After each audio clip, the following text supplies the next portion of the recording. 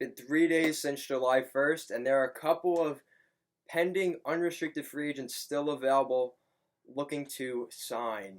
We'll take a look at some of those guys. Make sure to give this video a thumbs up and a subscribe, and let's take a look at some of these UFAs that are still on the market. So some of these names on here are actually a little bit interesting. I would have thought they would have been signed by July 2nd, July 1st, probably more likely, but we're sitting here July 3rd, and Jake Gardner is still yet to get a contract.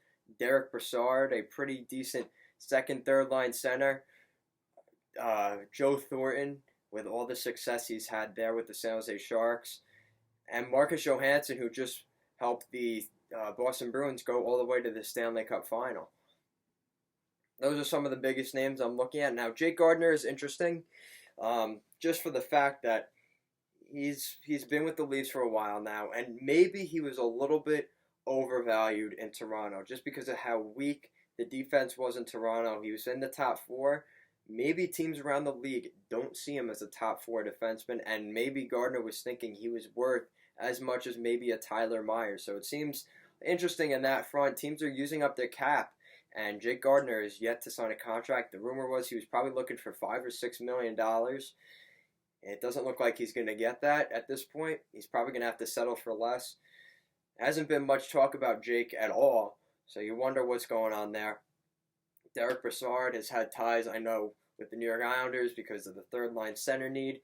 Does Derek Brassard want to be a third-line center at this point? He'd probably like to be in the top six at this point in his career. He's in his prime, and he probably wants to win a cup as well, but he may have to decide between the two, either playing in a third-line role with a more ready-to-win team, or in the top six where he may not find as much success with the team, with the product on the ice. So that's something that's going to have to be decided there for Derek Brassard, and maybe he just hasn't found the fit, or maybe he hasn't even been offered yet. These are the second-tier guys.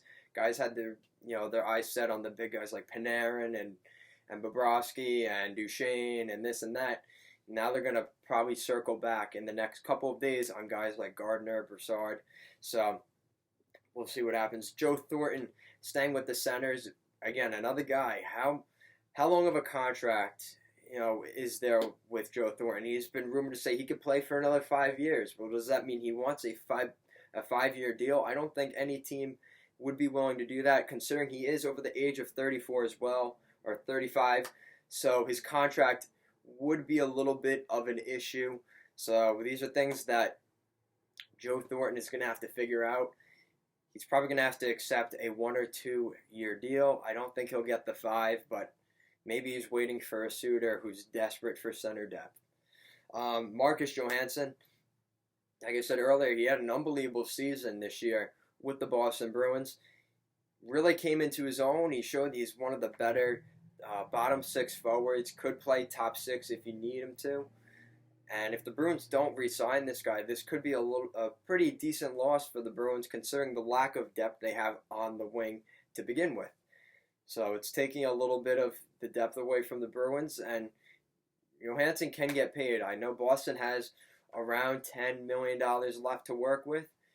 You got to put some of that in a guy like Marcus Johansson. Maybe they figured they could get a bigger name guy and pay him a little more money, but it seems like at this point that is kind of that option is kind of taken away from Don Sweeney and the Bruins. So they may circle back on Marcus Johansson. But let me know what you guys think of some of these free agents that are still available. I'm a little bit shocked that all 4 of them are still available to this point here on July 3rd, but let me know what you think of these guys. What kind of contracts could they be getting? Where could they be a good fit? Make sure to give this video a thumbs up and a subscribe. Check out our Instagram as well at Goal Line Hockey. And thank you for watching. Have a good day.